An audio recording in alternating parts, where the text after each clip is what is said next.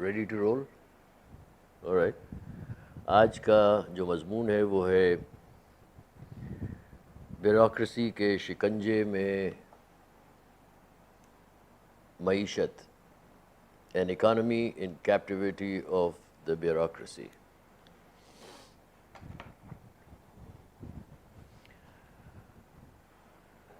دیکھیے، nation state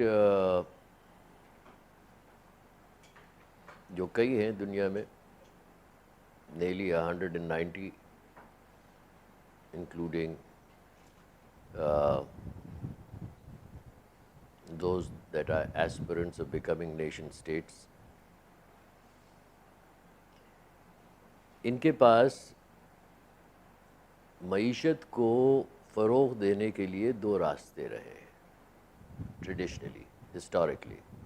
ایک کہ جہاں کے اوپر انہوں نے اپنی اکانومی کو آزادی دے دی، یعنی اقتصادی آزادی ہے عوام کو، اور ان کے آئین میں، جیسے کہ پاکستان کے آئین میں بھی ہے کہ enterprise is a fundamental right of the people.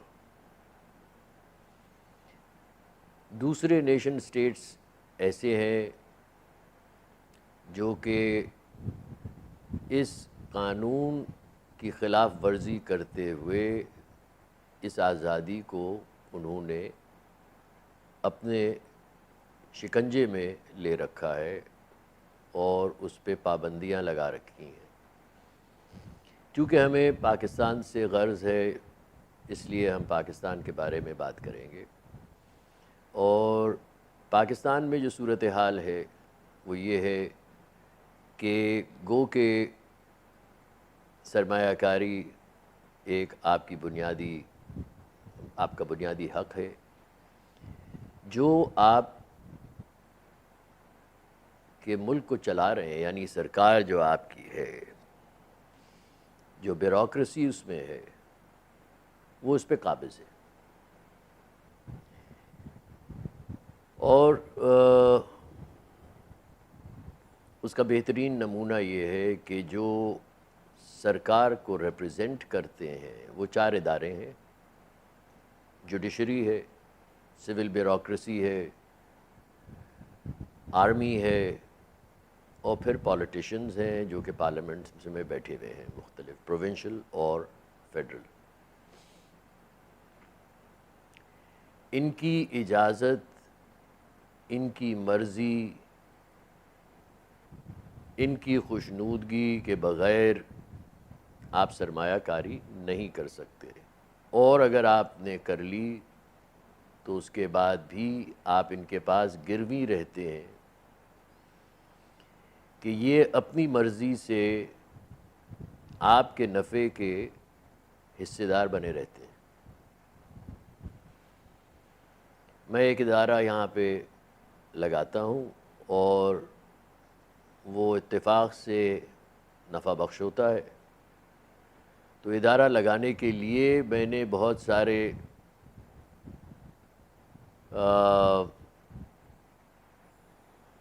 دہلیزوں پہ میں گیا اور بہت سارے آستانوں پہ جا کے میں نے چادریں چڑھائیں اور جا کے مجھے اجازت ملی، اور بدقسمتی سے وہ ادارہ جو تھا وہ بہت نفع بخش ہو گیا.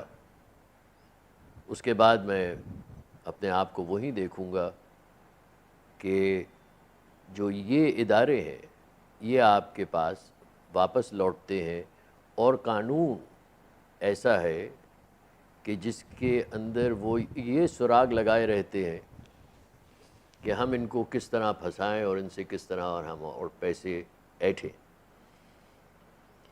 یہ آپ کا موجودہ نقشہ ہے. یہ ہے کیوں؟ یہ ہے اس لیے کہ ریگولیٹری رجیم جو کہ آپ کو بین الاقوامی سطح کے اوپر دوسروں کے ساتھ برابری کروانا چاہتی ہے، اس سے تہی یہ ادارے چاہتے ہیں کہ یہ مستفیض ہو، کیونکہ ان اداروں کے اندر جو لوگ بیٹھے ہیں وہ سیاسی بنیاد کے اوپر وہاں ابھر کے آئیں، شعبوں کا ان کو کوئی علم نہیں، اور جہاں پہ آپ سیاست کو ملوث کر دیں گے انسٹیٹیوشنل مینجمنٹ کے لیے، وہاں پہ یہی نتیجہ سامنے آئے گا۔ پاکستان کی بدقسمتی یہ رہی ہے کہ یہاں کے اوپر آپ کو آزادی نہیں ہے سرمایہ کاری کے لیے۔ اعلان بہت کرتے ہیں، اور یہاں پہ سیمینارز اس طرح کے ہوتے ہیں کہ Pakistan is a haven for investment, مگر یہ جھوٹ کے اوپر مبنی ہے۔ Pakistan is not a haven for investments, it is a hell for dealing with the bureaucracy. یہ بیوروکریسی ہے کون؟ یہ بیوروکریسی آئے کیسے؟ یہ وجود میں کیسے آئے؟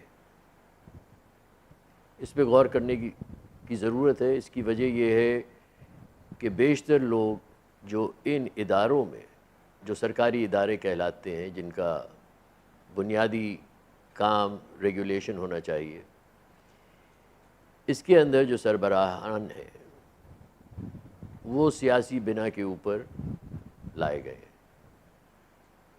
So evolution of institution or institutionalization as a process has been ignored.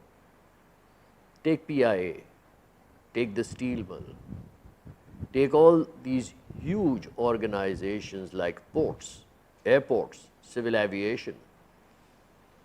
You have appointees here who have come in externally appointed on the basis of some political criterion, instead of allowing the institution to evolve and let the people rise to the position at the top and be competitive in the international market based on research, based on comparative standards that enable an organization or an institution to make a place not only nationally but internationally.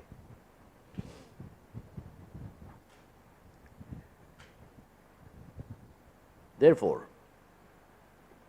what in essence is happening, as we have said in previous talk shows, that at every level of the bureaucracy comprising of 2.6 million people,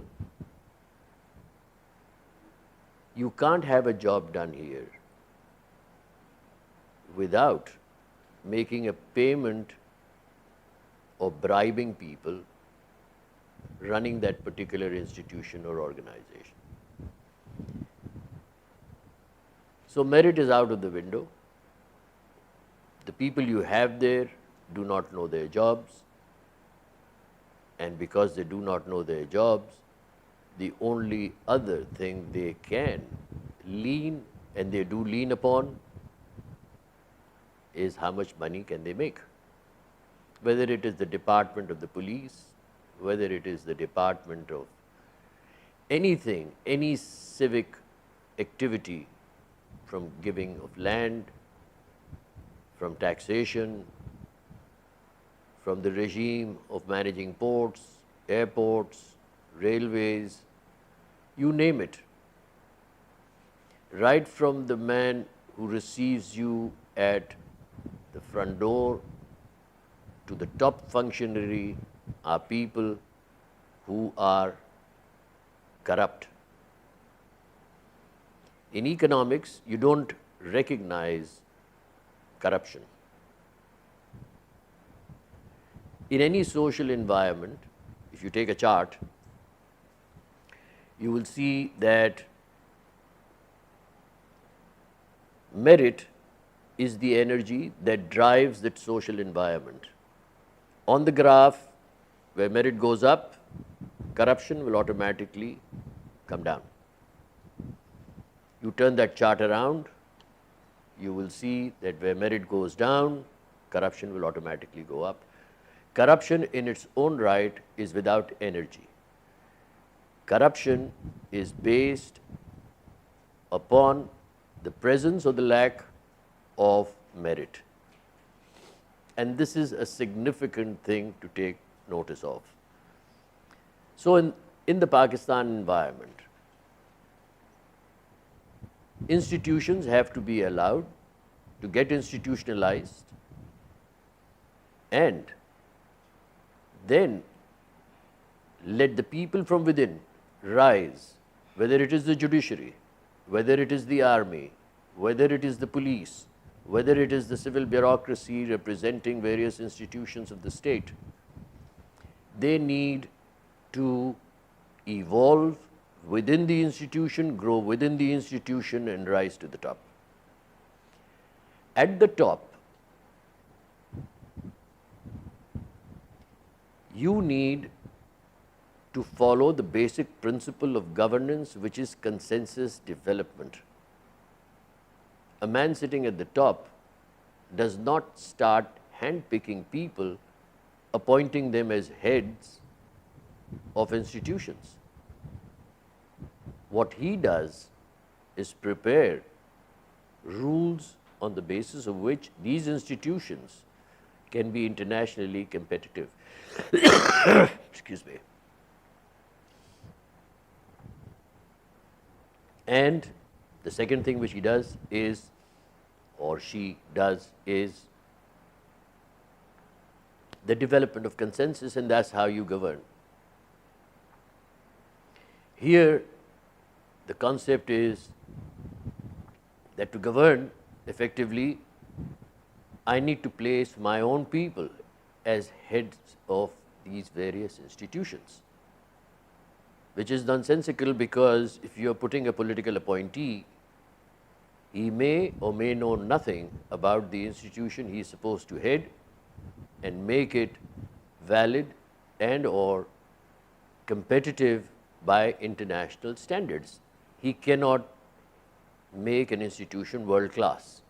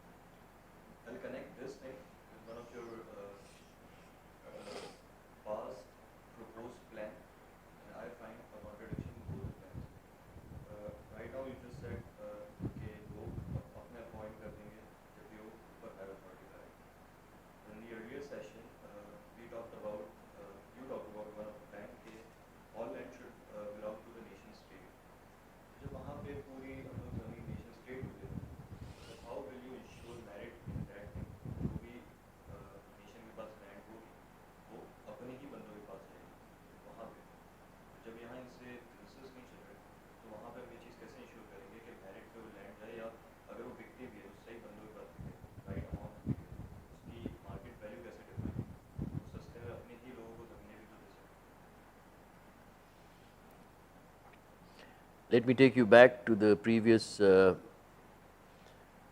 talk show we had, and also make a reference to what I have said in the book, Current Chronicles, about land.